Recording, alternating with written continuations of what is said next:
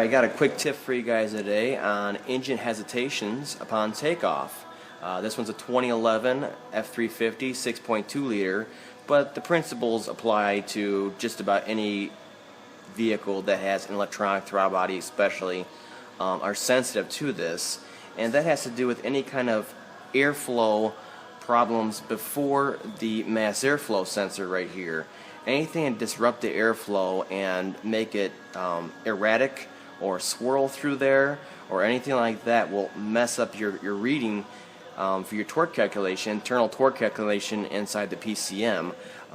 Between the mass airflow sensor here and the electronic throttle body and the actual angle of the throttle body, they should actually jive together. So if the plate opens, it should see a higher airflow through here, and if it's all erratic, the plate in there can actually be erratic at first until it actually realizes what's going on, and it will shut it down. You can go into low power mode, like a P2104 or something like that. 2106 I believe is the other one you can see, or you'll get the hesitation from takeoff. You can have a rough idle, and you can actually have a rolling idle also. And this one was very, very simple, and I wanted to point it out because a lot of people just start throwing everything at them, and they don't look at the small stuff. So one of the first things you gotta look for is the actual input. There's one little wire that sends the input for what the mass airflow sensor is actually reading. I've seen the wires in here broken, and then at first it does not set an actual light for the mass airflow sensor, so it acts very erratic. And even once it does set the light, it will act erratic. But for a while there, before it even starts realizing what's going on in the PCM, your signal will be nothing coming from the mass airflow sensor, and then you go to step on it and take off, and everything doesn't adjust accordingly because it's not seeing the increased airflow because the signal's dead, and it doesn't realize it yet.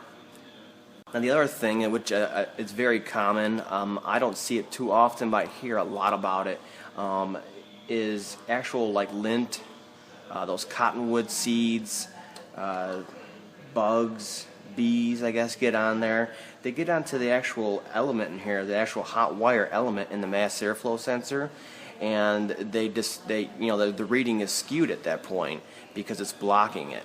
And that will also give you the same thing, a rolling idle, hesitation. It'll run like garbage. So the other big thing is the actual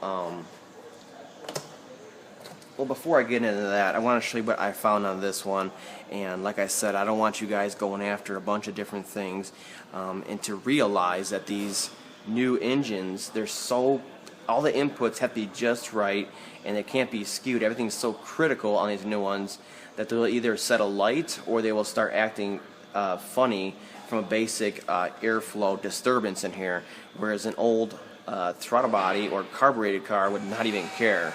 They would not care at all, would not set a light, nothing like that on a regular throttle body car. So this one, as you can see right here, there's 3 clips that hold this air box down. There's usually at least 2 to 3 clips that hold the air box down, the 2 halves of it together for the air filter in here. And what happens is that these quick lube places come along and they change an air filter out, they pull it up to check it, and they jam the oil in there and they send them down the road. Meanwhile, none of these clips right here, you should be able to see them, right here, this big old clip, none of them were actually latched on this one. So when the engine, so right here we got a gap right here, and there's a reason why that there's 3 clips on here instead of 2, and that's because the airflow is so sensitive to disturbances. So now we got no clips holding it down, and then we got, this snorkel right here does have a bellow right here, but it's still physically connected to the engine.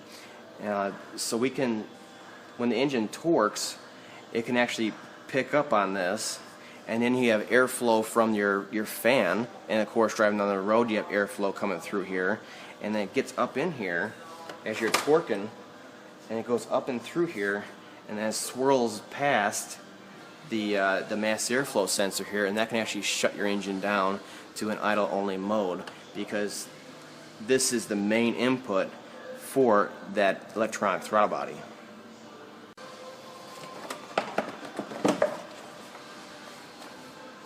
Now the other very important thing is these tabs right here. Right here, there's 3 of them on this side, 4 of them. These are very important to get locked fully into the lower air box and push all the way in too also, so that there's a full seal all the way around this air box. And the other thing I see a lot is cheapy air filters.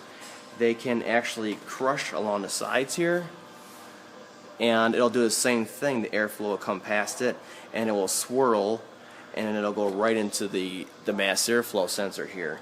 And you can see on these ones, a lot of times they have glue right here to keep them straight, and that's for structural rigidity, and that's fine.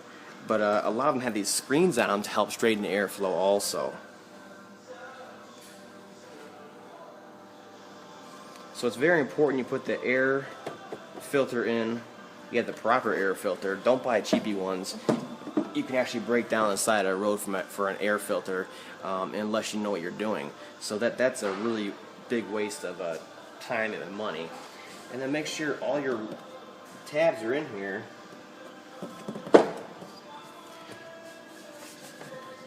And everything's aligned.